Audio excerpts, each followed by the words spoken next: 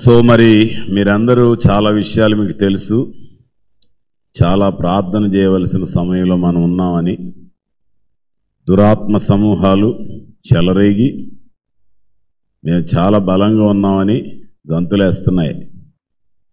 కాబట్టి మీరందరూ చాలా మెలకుగా ఉండి దురాత్మలు అణగద్రొక్కే పనిలో ఉండాలి. చెడుతనం పెరిగిపోతూ ఉంది, భ్రష్టత్వం పెరిగిపోతూ ఉంది, దురభ్యాసాలు పెరిగిపోతున్నాయి కదా. సో మనందరం ప్రార్థన చేయాలి. దుర్నీతి పెరిగిపోతుంది, దురహంకారం పెరిగిపోతుంది, మూఢత్వం పెరిగిపోతూ ఉంది. మనుషులు చాలా జ్ఞానంగా ఉన్నాం అనుకుంటున్నారు, కానీ జ్ఞానం పెరగట్లేదు.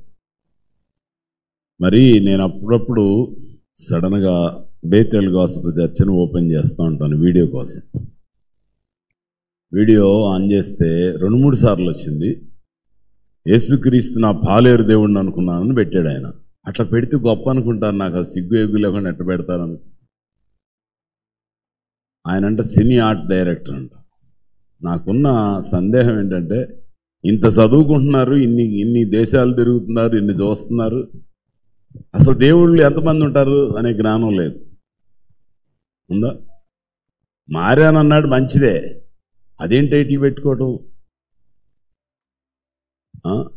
పాలేరు దేవుడు, లేకపోతే ఇంకొకటి దేవుడు, ఇంతమంది దేవుళ్ళు ఉంటారు. అసలు మనుష్యులలో ఇంగిత జ్ఞానం లేదు. దేన్ని చూస్తే దాన్ని దేవుడు అనుకోవటం అలవాటైపోయింది. అది నేను చెప్పే మన బాధ, అది అంతకంటే ఏం లేదు.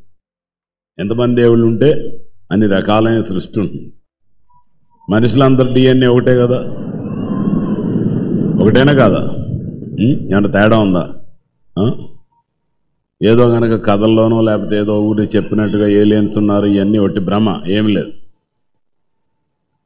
కీర్తనలో చూస్తే దేవుని వాక్యం ఏం చెప్తుందంటే, భూమిని దేవుడు నరులకు ఇచ్చాడని ఉంది. 115వ కీర్తన 16th verse. ఆకాశములు యెహోవా వశము, భూమిని ఆయన నరులకు ఇచ్చి ఉన్నాడు. నోట్ చేసుకోండి. The heavens are the Lord's heavens, but the earth he has given to the children of man. మనుషుల కోసం దేవుడు భూమిని ఇచ్చాడు. ఇంకెక్కడ మనుషులు లేరు, ఇంకెక్కడెక్కడో మనుషులు ఉన్నారు. చాలా పరిశోధనలు జరుగుతున్నాయి అనుకోవద్దు. డబ్బులు ఎక్కువయ్యి, తలతెక్క ఎక్కువయ్యి కదా, వాళ్ళు పిచ్చి పిచ్చి పరిశోధనలు చేస్తున్నారు. ఇక్కడ భూమి మీద ఉన్న పరిస్థితులను చక్కగా అర్థం చేసుకుని, ఏ ఏ ప్రాంతాల్లో మనుషులు లేరో, ఎక్కడ ఉండటానికి వీలవుతుందో అక్కడ మనుషుల్ని హ్యాబిటేట్ చేయడానికంటే, నివసింప చేయడానికి వీలుగా ఏవైనా ఏర్పాట్లు చేయగలిగితే మంచిది. అది యోగ్యమైన పని. అలా కాకుండా ఎక్కడెక్కడో ఏయో ఉన్నారు, చంద్రలోకం తీసుకెళ్తాం, బుధగ్రహం మీదకి తీసుకెళ్దాం అనే ఆలోచనలన్నీ అవివేకపు అనర్థాలు తీసుకొస్తాయి. ఇది నా పర్సనల్ ఒపీనియన్. నేను ఖచ్చితంగా ఈ విషయాన్ని నమ్ముతున్నాను. కాబట్టి దేవుని వాక్యం సత్యమైంది. సృష్టికర్త ఒక్కడే. ఆయన్ని చూసి ఆయన్ని ఆరాధించే వారుగా ఉండాలి. బైబిల్ ఏం చెప్తుందంటే, తండ్రి తన బిడ్డలతో ముచ్చటించినట్లుగా దేవుడు తన బిడ్డలతో ముచ్చటిస్తాడు కదా. The Lord speaks to his children as a father speaks to his children. కాబట్టి మీరందరూ ఈ అనుభవంలోనికి రావాలి. Must get this experience. ఏదో మందిరానికి వస్తున్నాం, వెళ్ళిపోతున్నాం అంటే కుదరదు.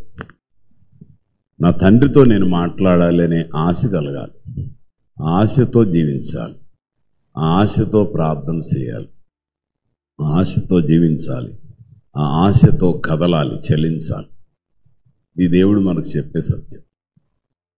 సో మరి మీరు ఎంతమంది ఈ విషయం అలా ప్రార్థన చేస్తున్నారో నాకు తెలియదు.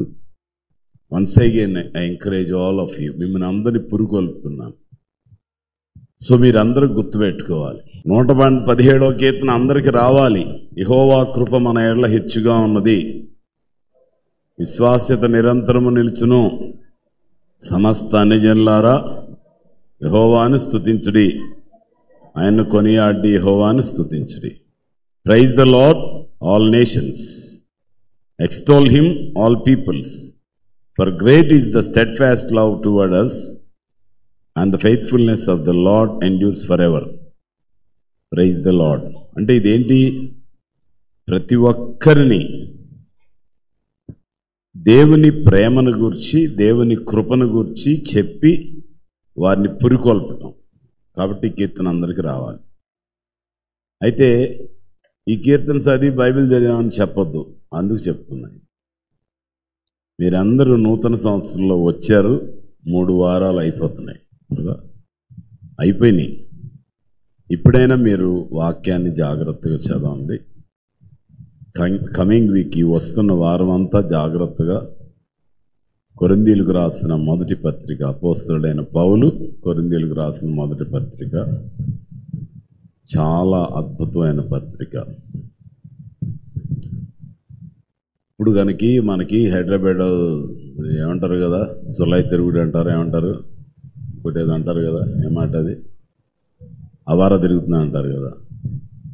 ఎవరినైనా ఎగతాళి చేయాలి చెప్పాలనుకుంటే కొరింథియో జామయ్య అని ఎవరంట. కొరింథియో జామయ్య అంటే అక్కడ అందరికీ వ్యసనాలు ఉన్న వాళ్ళందరూ అట్లా తిరిగేవారు అనమాట. అందుకని ఎవరినైనా కొంచెం రిడిక్యూల్ చేయాలంటే వీడు చెడు తిరుగులు తిరుగుతున్నా అంటే కొరింథియో జామయ్య అనేవారు. అక్కడ కల్ట్ ప్రాస్టిట్యూషన్ అని ఉండేది. కొరింథులో అక్కడ పేరు గుర్తు రావట్లేదు, ఒక గుడి ఉండేది, అర్తిమాదేవ ఏదో ఉంది, మొత్తం మీద గుర్తు రావట్లేదు. అక్కడ ఒక పని ఏంటంటే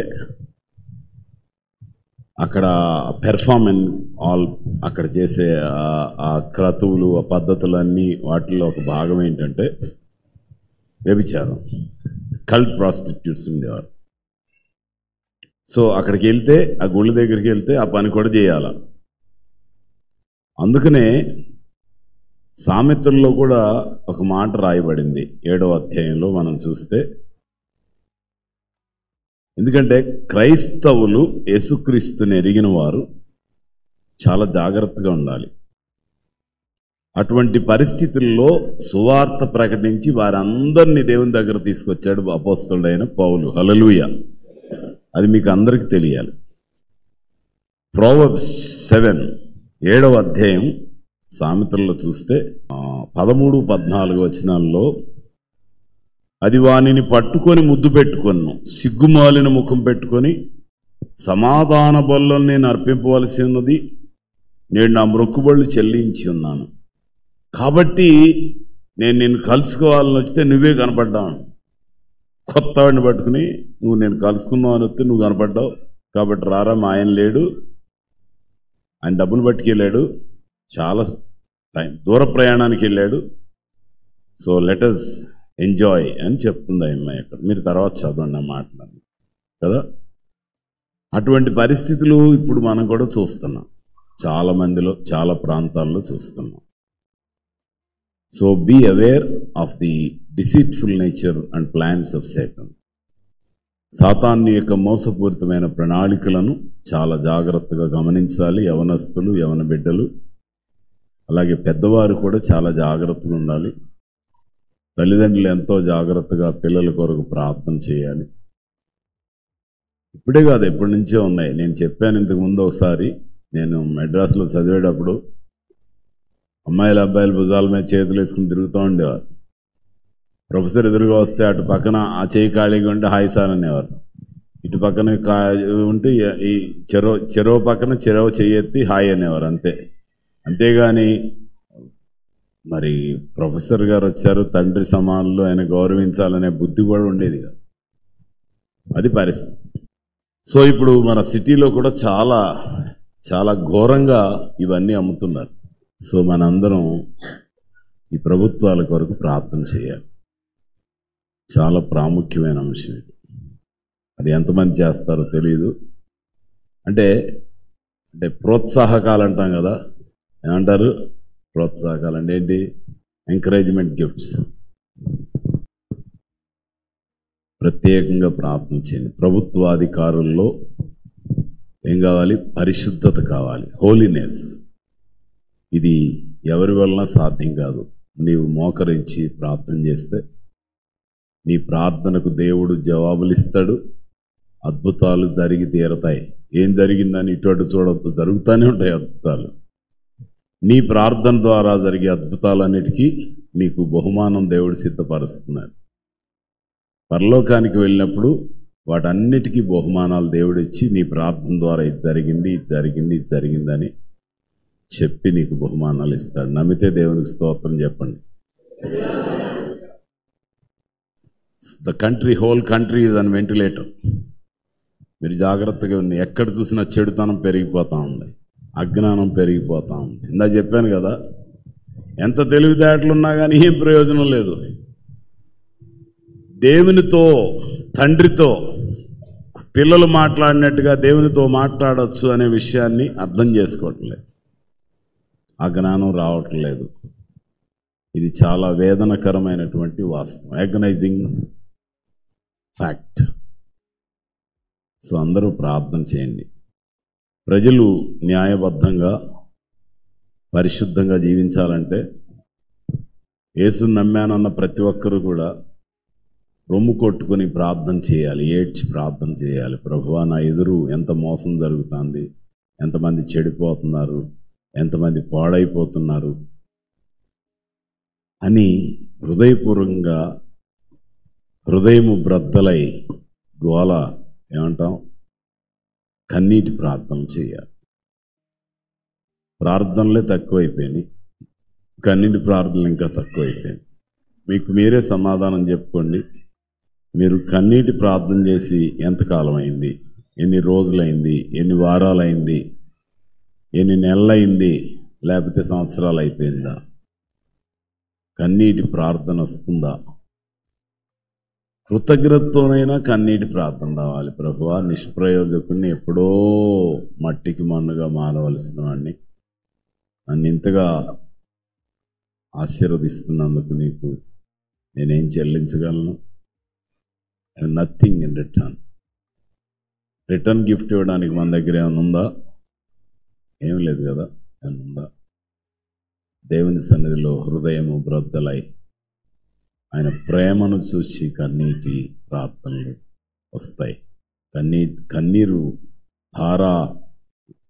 ధారలుగా ప్రవహించాలి కదా. నాకెప్పుడు ఒక స్త్రీ గుర్తొస్తుంది. ఆమె ఏం చేసింది? ఆమె ప్రభు దగ్గరికి వెనకమాల నుంచి వచ్చి కాళ్ళు పట్టేసేసుకుని ఏడుస్తూ ఉంది. కాళ్ళ మీద పడి ఏడుస్తూ ఉంది కదా. She went on crying and weeping. కాళ్ళన్నీ తడిపేసిందంట. తడిపేసిన తర్వాత దుఃఖమంతా తెచ్చుకుంది. జుట్టు పెట్టి కాళ్ళన్నీ తుడిచేసింది కదా. మీకు అందరికీ తెలుసా? తెలీదు? తెలుసా? లూకాసు వార్తలో కనబడుతుంది ఆవిడ. 7వ అధ్యాయంలో ఈ సంఘటన అంతా వ్రాయబడింది.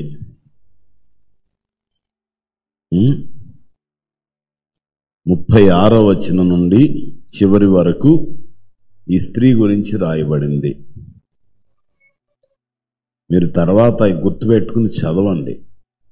చర్చికి వచ్చినప్పుడు ఒక నోట్బుక్ తెచ్చుకోండి, ఒక పెన్ తెచ్చుకోండి, అవసరమైతే మంచి హైలైటర్ పెట్టుకోండి. హైలైటర్ అంటే దాని మీద గీసినా కానీ గీతలు పడవు, కింద వచనాలు కనబడతా ఉంటాయి. జాగ్రత్తగా దేవుని వాక్యం వినండి. మీరు మాట్లాడుకుంటా, గుసగుసలు చెప్పుకుంటా, ఏవేవో పెట్టుకుంటా, ఫోన్లు ఆన్ చేసుకుని చూడవద్దు. కొంతమంది చూస్తున్నారేమో ఎవరైనా. జాగ్రత్త. మీరు తల వెంట్రుకలతో తుడిచి ఆయన పాదములను ముద్దు పెట్టుకుని అత్తరు వాటికి పూసెను. 38వ వచనం, 38 verse కదా. Hallelujah. He wiped them with the hair of her head and kissed his feet and anointed them with the ointment. కదా. నీ ప్రార్థనలు, నీ కన్నీటి ప్రార్థనల్లో ప్రభువు పాదాలను ముద్దు పెట్టుకోవాలి. కన్నీటితో ఆయన పాదాలు కడగాలి, ప్రార్థించాలి కదా. ఇది దేవుని వాక్యం మనకు నేర్పించే గొప్ప సత్యం. మర్చిపోవద్దు ఎవరు. విలువైన అత్తరుతో ఆయన పాదాలు రుద్దిందట కదా. ప్రభు చెప్తున్నాడు, నీ విశ్వాసము నిన్ను రక్షించను, సమాధానము గలదానవై వెళ్ళుమని ఆ స్త్రీతో చెప్పా కదా. కృపాసత్యములు కలుసుకున్నవి, నీతి సమాధానములు ముద్దు పెట్టుకున్నాయని తొమ్మిది కీర్తనలు చదివాం కదా. సమాధానము ఎలా వచ్చింది? సమాధానం ఊరికే రాలేదు, తేలిగ్గా రాలేదు. యేసు క్రీస్తు శిలువలో చేసిన బలియాగం ద్వారా, నిస్వార్థమైన త్యాగపూరితమైన బలియాగం ద్వారా అనుగ్రహించబడి. It is free but it has not come easily.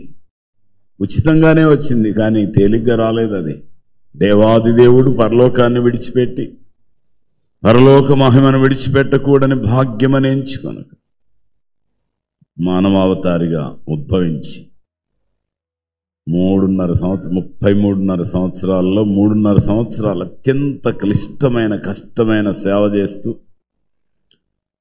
దూషించబడుతూ, హింసించబడుతూ, అవమానించబడుతూ చిట్ట చివరకు ఏం చేశాడు? తన ప్రాణాన్ని సిలువలో అర్పించడం ద్వారా, మరణాన్ని జయించి తిరిగి లేవటం ద్వారా ఈ రక్షణ నీకు అనుగ్రహించబడింది. చాలామందికి ఈ విషయం ఇంకా అర్థం కావట్లేదు, విలువ లేదు చాలామందికి. ఆదివారం అంటే ఊరికి ఏదో కొద్దిసేపు వాక్యం వినడానికి కాదు, అది ఆయన ఆత్మతో సత్యంతో ఆరాధించాలి. ఎవరుంటున్నారు ఆరాధన చేయడానికి? దే వర్ వర్షిపింగ్, ఆరాధన చేస్తున్నారట అక్కడ. కనుక ఆదివారము పునరుత్థాన దినము అంటే దేవుని యొద్దకు రావటం అంటే దేవుని సన్నిధిలో ఆయన ఆరాధన చేయాలి, ఆయన నామాన్ని ఘనపరచాలి, ఆయన నామాన్ని కొనియాడాలి, కీర్తించాలి కదా. ఆ పని చేయడానికి మనం ఎక్కువగా మరి ఆలోచన చేయటం లేదు కదా. దాన్ని గురించినటువంటి ఖచ్చితమైన నిశ్చయత మన హృదయంలో రాలేదు. అందుకనే మనం ఇష్టమైనట్టుగా ఎప్పుడో ఏదో చాలా చులకనగా మనకి ఇష్టమైనప్పుడు వస్తూ ఉంటాం, వెళ్తూ ఉంటాం కదా. ఇది మనందరం జ్ఞాపకం చేసుకోవాలి. చాలా జాగ్రత్తగా మనలో ఉన్న లోపాన్ని మనం చాలా జాగ్రత్తగా సరిదిద్దుకోవటానికి ఇష్టపడాలి. అపోస్తల కార్యములు 13వ అధ్యాయం 2వ వచనం, వారు ప్రభువును సేవించుచు ఉపవాసము చేయుచుండగా పరిశుద్ధాత్మ నేను బర్నబాను సౌలును పిలిచిన పని కొరకు వారిని నాకు ప్రత్యేకపరచుడని వారితో చెప్పెను. అంతట వారు ఉపవాసముండి ప్రార్థన చేసి వారి మీద చేతులుంచి వారిని పంపిరి. While they were worshipping the Lord and fasting, the Holy Spirit said, "Set apart for me Barnabas and Saul for the work to which I have called them." Then after fasting and praying, they laid their hands on them and sent them off. ఇది చాలా అద్భుతమైనటువంటి సత్యం. ఉపవాస ప్రార్థన చేస్తున్నారు, వారు ఆరాధన చేస్తున్నారు. So అంటే అందరూ గుర్తుపెట్టుకోవాల్సింది ఏంటంటే, ఆదివారం అయినా, శనివారం అయినా, శుక్రవారం అయినా, కటిక ఉపవాసమైనా, ఏమున్నా, ఏమి చేయకపోయినా, ఏం చేసినా, ప్రతి ప్రార్థనలో, ప్రతి కూడికలో, ప్రతి ఉపవాసంలో, ప్రతి వాక్య ధ్యానంలో ఆరాధన అనేది ఒక ప్రాముఖ్యమైన భాగం. అది మీరందరూ జాగ్రత్తగా గమనించండి. మీకు ఇంకా చాలా చదువుకున్న పిల్లలు ఉన్నారు కదా, వేరు వెర్షన్స్లో ఏమేముందో చూసి నాతో చెప్పాలి మీరే.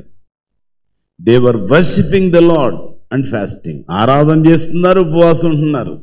ఉపవాసం ఉన్నా మాకు ఓపిక లేదురా బాబు అని కూర్చోలేదు వాళ్ళు. ఉపవాసం ఉండి ప్రార్థన చేస్తున్నారు, ఆరాధన చేస్తున్నారు. చాలామందికి కూర్చున్నప్పుడే కొద్దిగా నీరసం వచ్చేస్తాం. అలా ఉండొద్దు. సో మీరందరూ గుర్తుపెట్టుకోవాలి, ఆరాధన అనేది చాలా గొప్ప సత్యం. సో ఆ సత్యం తెలవనందువలన ఏమైపోతున్నారు? క్రైస్తవులు బలహీనులుగా ఉంటున్నారు, వాక్యం తెలియని వారుగా ఉంటున్నారు. దేవుని వాగ్దానాలు ఏవి వారికి అర్థం కావట్లేదు. దేవుడు ఒక గొప్ప వాగ్దానం ఇచ్చాడని చెప్పాను, మీకు గుర్తుందా? ఒక వాగ్దానం కాదు, దానిలో అన్ని ఆశీర్వాదాలే ఉన్నాయి. ఫస్ట్ నుంచి చెప్తున్నా, మీరు ఎవరన్నా చదువుతున్నారా? ద్వితీయోపదేశకాండ 28వ అధ్యాయం మొదటి 14 వచనాలు చదవమని చెప్పాను. ఎవరన్నా చదివారా? చెప్పండి, ఎవరన్నా చదివారా? నీవు నీ దేవుడైన యెహోవా మాట శ్రద్ధగా విని నేడు నేను నీకు ఆజ్ఞాపించున్న ఆజ్ఞలన్నిటినీ అనుసరించి గైకొనిన ఎడల నీ దేవుడైన యెహోవా భూమి మీదనున్న సమస్త జనముల కంటే నిన్ను హెచ్చించును.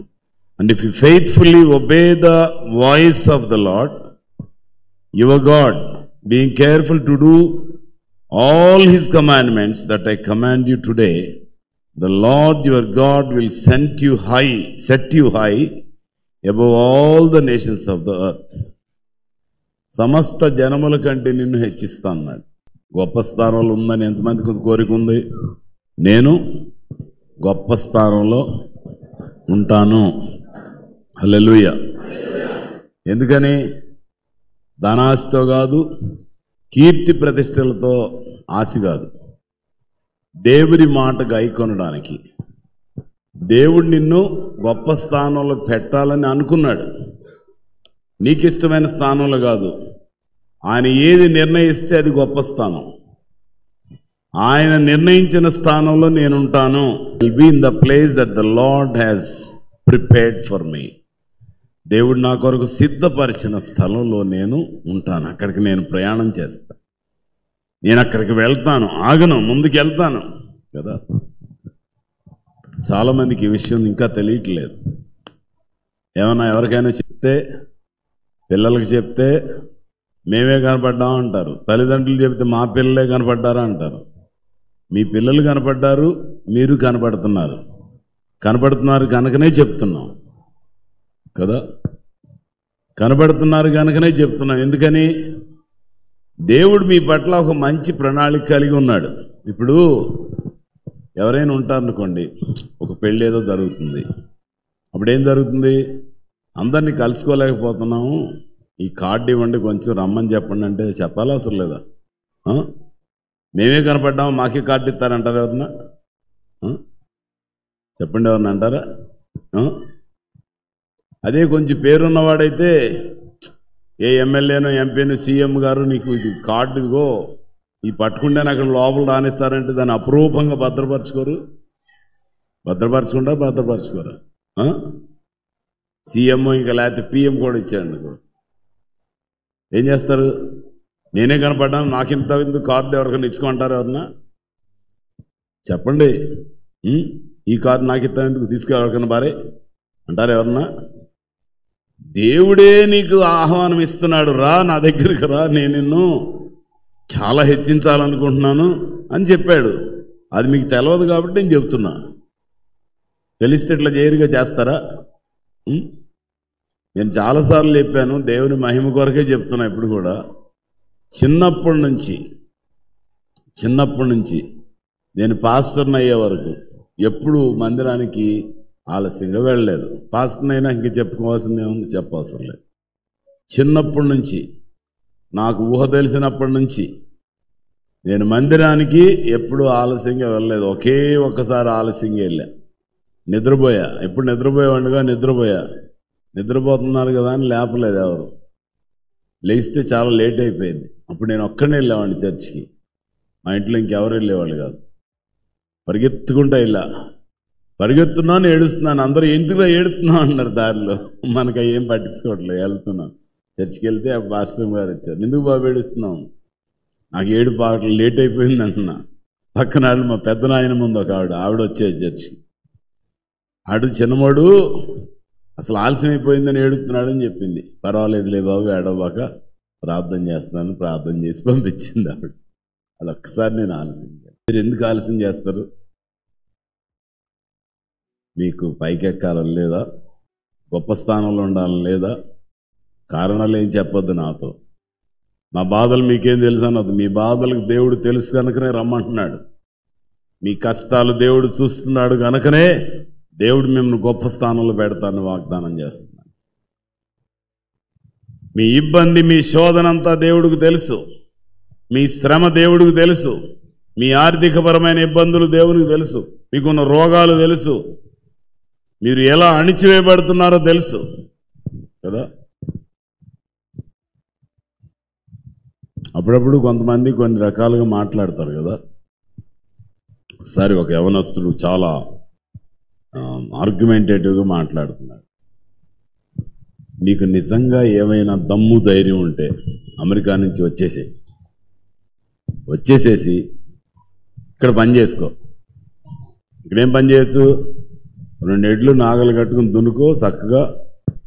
మరి ఏమంటాం, భారతీయ విధానంలో వ్యవసాయం చేసుకో, ఇంకే పని చేయదు.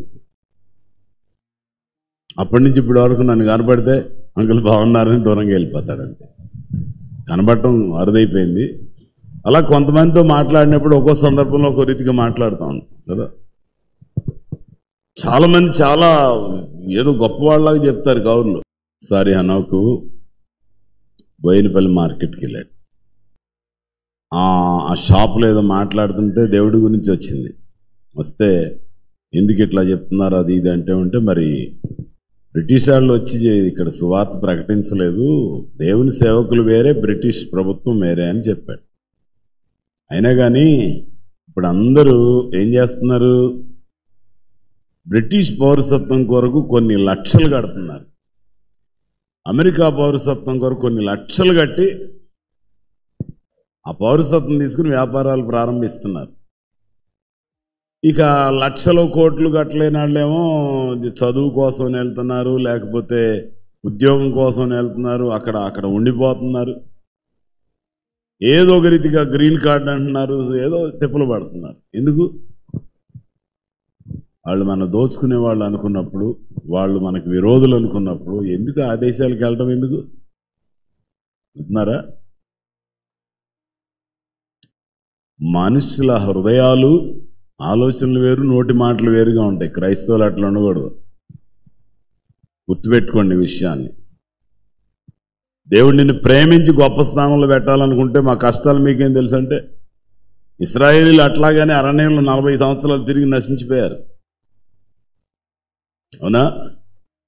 మూత గంపలు నెత్తకుండా దేవుడు నేను నిన్ను విడిపించానంటే, ఏం మూత గంపలు నింపించావు నన్ను? శుభ్రంగా అక్కడే బాగుండే దోసకాయలు గీరకాయలు అన్నీ దొరికాయి, ఉల్లిగడ్డలు తెల్లగడ్డలు అన్నీ దొరికాయి, ఎల్లుల్లిపాయలు ఇంకేముండేవి, ఉల్లిపాయలు ఉండేవి, తెల్ల ఉల్లిపాయలు అంటారు కదా, ఉల్లిపాయలు ఎల్లుల్లిపాయలు ఉండేవి, నైల్ నదిలో చేపలు దొరికాయి అన్నారు. సరే ఇక్కడే తిరగండి, నేను పూరేళ్ళు పంపిస్తాను, అవి పంపిస్తాను, తినండి, అవి తిని బాగుండి అని చెప్పాడు. వాళ్ళు తింటూ ఉండగానే వాళ్ళకి తెగులు వచ్చింది. సో మీరందరూ గుర్తుపెట్టుకోవాలి, దేవుడు కొన్నిసార్లు మన ప్రార్థనలు ఆలకిస్తాడు, కానీ ఆ ప్రార్థనకు వచ్చిన జవాబు ద్వారా వాళ్ళు క్షీణించిపోతారు. కొంతమంది అటువంటి పిచ్చి పనులు చేస్తూ ఉంటారు. 106వ కీర్తనలో మనం చూస్తే 15వ వచనం చూడండి. వారు కోరింది ఆయన వారికి ఇచ్చెను, ఆయనను వారి ప్రాణములకు ఆయన క్షీణత కలుగు చేసెను. హి gave them what they asked, but he cent a wasting disease among them. గుర్తుపెట్టుకోండి, క్షీణత కలుగు చేశాడు. Started destroying there bodies, their body started decaying. క్షీణత కలుగు చేశాడు, వేస్టింగ్ డిసీజ్ వచ్చింది, మనిషి పనికి రాకుండా అయిపోతా ఉన్నాడు కదా. ఇప్పుడు కూడా అంటే ఊరిని ఉదాహరణగా చెప్తున్నా, కొన్ని సందర్భాల్లో కొంతమంది కలిగిన ఇబ్బందిని చూసి నేను చెప్తున్నాను. బాగాలేదని హాస్పిటల్కి వెళ్తారు, వెళ్ళిన తర్వాత అడ్మిట్ చేయమంటారు. అడ్మిట్ చేసిన తర్వాత మీరు రైట్ టైంలో తీసుకొచ్చారని, లేకపోతే చాలా ప్రమాదం అయిపోయేది, చూద్దామంటారు. ఈ లోపల కావలసిన మందులన్నీ వేస్తారు. దేనికోసం? రోగం పెరగటానికి. ఇప్పటి నుంచి కాదు, ఎప్పటి నుంచో ఉంది అది. నేను ఇంటర్మీడియట్ చదివేటప్పుడు ఒకడు పిచ్చి పని చేశాడు. అక్కడ ఒక డాక్టర్ ఉన్నాడు ఫేమస్ ఆ రోజుల్లో, ఆడి దగ్గరికి పోయాడు. పోతే వీడి రోగాన్ని పెంచాడు. పెంచేటప్పటికి నడవలేకపోతున్నాడు, మంచం మీద పడుకున్నాడు హాస్టల్లో. వార్డెన్ గారికి చెప్పారు. వార్డెన్ గారు అప్పుడు చేసి ఏమైందని నీకు అని చూసి, వీడికి ఏదో రోగం తగులుకుంది. ఏ రోగం? సెక్స్ రోగం తగులుకుంది అని చెప్పి, వాడు చదివేది ఇంటర్మీడియట్.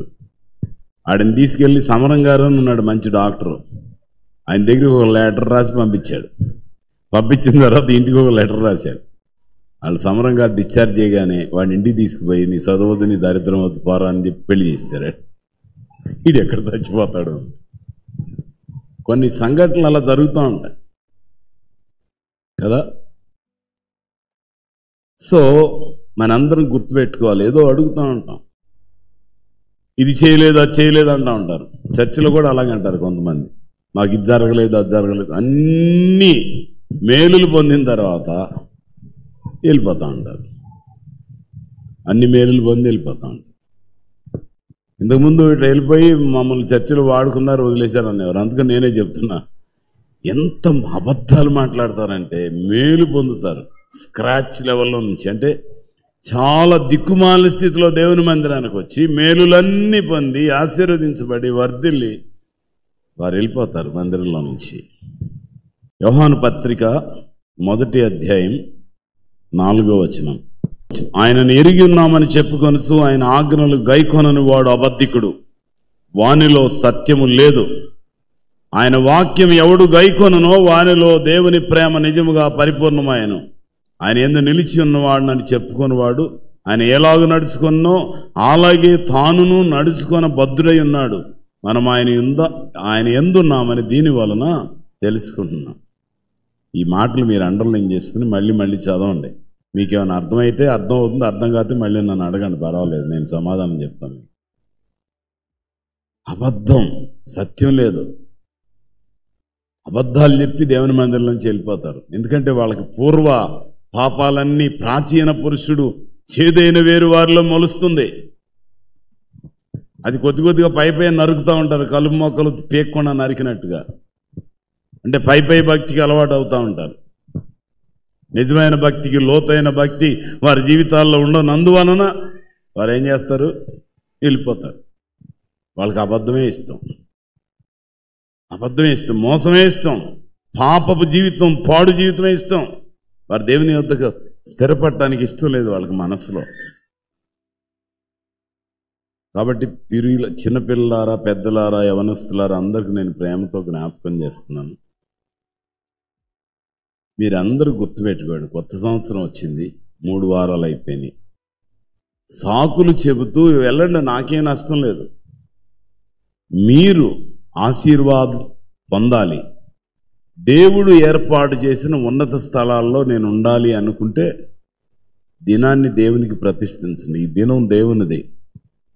రోజంతా ప్రతిరోజు 24/7 దేవునితో ఉండొచ్చు, ఉండలేం గనక కనీసం పునరుత్థాన శక్తి, పునరుత్థాన బలం, పునరుత్థాన సంతోషం, పునరుత్థాన నిరీక్షణ, పరలోక రాజ్య నిరీక్షణ, నేను ఒక దినాన ప్రభుతో ఉంటాను అనే నిరీక్షణ ఉంటే అప్పుడు మీరు అందరూ ఏం చేయాలి, దేవుని సన్నిధిలోకి రావాలి, దేవునికి అప్పగించుకోవాలి.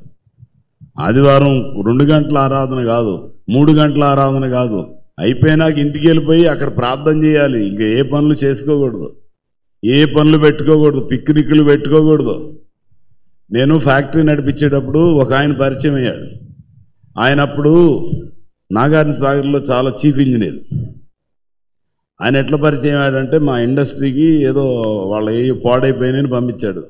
బాబు మేము ఇవన్నీ మేము చేసే మిషనరీ వేరంటే ఆయన ఫోన్ చేసి మాకు ఏదో ఒకటి చేసి అవి బాగు చేసి పెట్టండి సార్, ఇక ఏం చేయలేమని చెప్పాడు. సరే నేను వేరే ఏమన్నా పిలిచి చేసి పెట్టాం, అయిపోయింది.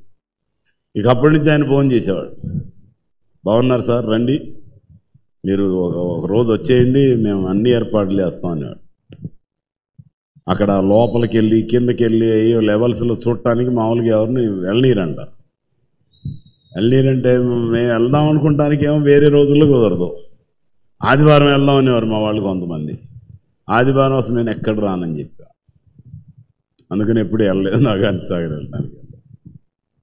ఒక 2-3 ఇయర్స్ ఆయన ఫాలో అప్ చేశాడు, రండి రండి అని చెప్పి.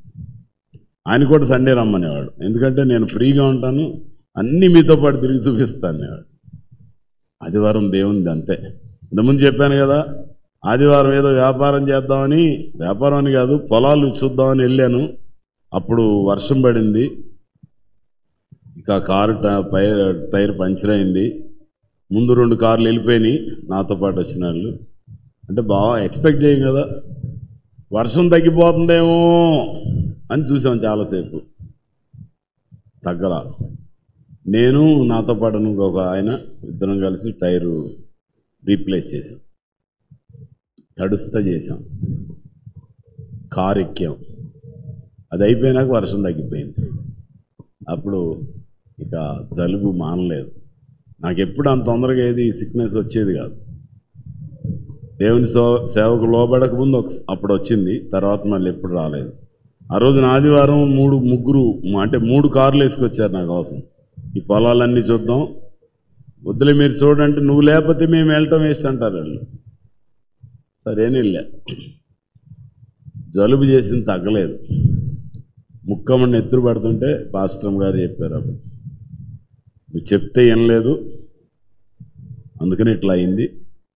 సంఘంలో అప్పుడు ఎంతమంది అన్నా 5-6 ఉన్నాం. అందరి ముందు 5-6 ముందే ఒప్పుకున్నాను నేను తప్పు చేశాను. చెప్పినప్పటి నుంచి ముక్కు అంతా సరైపోయింది, ఏమంటాం రక్తం ఆగిపోయింది, జలుబు ఆగిపోయింది, క్లియర్ అయిపోయింది. హల్లెలూయా. సో ఎందుకు చెప్తున్నాను ఇవన్నీ? నేను చేసిన పొరపాట్ల మూలంగా వచ్చిన శ్రమలు, వాటిని సరిదిద్దుకోవటం వల్ల వచ్చిన ఆశీర్వాదాన్ని మీకు తెలియజేయాలని చెప్తున్నాను. క్రొత్త సంవత్సరంలో మీరందరూ ఒక తీర్మానంతో ఉండాలి. ఇశ్రాయేలీలాగా తిరుగుబాటు చేయదు. 78వ కీర్తన చదవండి. తర్వాత ఎన్నో మార్లు వారు తిరుగుబాటు చేశారని దేవుణ్ణి శోధించారు కదా. ప్రభువుని హత్తుకోండి. దేవుడు మిమ్మల్ని ప్రేమిస్తున్నాడు. సమస్త జనముల కంటే నేను నిన్ను హెచ్చిస్తాను. I will set you above all the nations. గొప్పవారుగా మీరు మీ పిల్లలు ఉండాలని కోరుకుంటున్నారా? దేవుని సువార్థికులు అనేక మంది నశించిపోతున్న మరి పాడైపోయిన ప్రజల మధ్యలోకి, అంటరాని వారి దగ్గరకు, త్రోసివేయబడిన వారి దగ్గరికి వెళ్ళి సువార్త ప్రకటించినందువల్ల, వారికి విద్యాబుద్ధులు బోధించినందువల్ల ఎంతమంది గొప్ప స్థానాల్లో ఉన్నారు ఈ రోజున. హల్లెలూయా. అంత సేవ చేశారు. పరలోకాన్ని గురించే కాదు, ఈ లోకంలో ఉన్నత స్థలంలో ఉండడానికి మరి గొప్ప మార్గాన్ని దేవుని సేవకులు చూపించారు.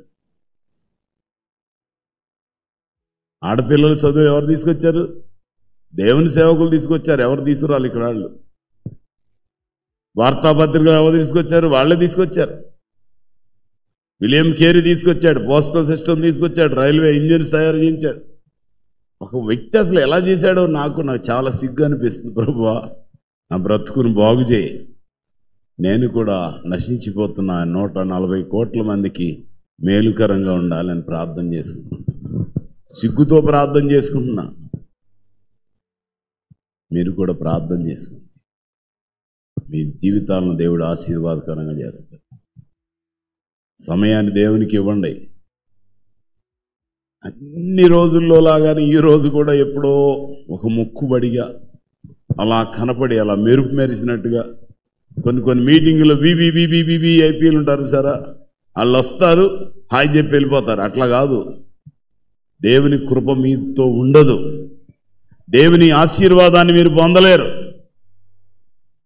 ఏ సాకులు చెప్పదు. దేవుని సన్నిధికి రండి, దేవుని కృపను పొందండి, గొప్ప స్థానాల్లో ఉండండి. ప్రార్థన చేసుకుందాం. చిన్న ప్రార్థన చేసుకుందాం. హృదయపూర్వకంగా ప్రార్థన చేసుకుందాం. మమ్మల్ని మేము నీ సన్నిధిలో ప్రతిష్ఠించుకుంటున్నాం తండ్రి. నీ సమయాన్ని నీకు అప్పగించడానికి నీ కృపను అనుగ్రహించండి. మమ్మల్ని మీకు అప్పగించుకుంటున్నాం. నీ పరిచర్లో నీ సన్నిధిలో బలమైన సాధనాలుగా మేము వాడబడాలి.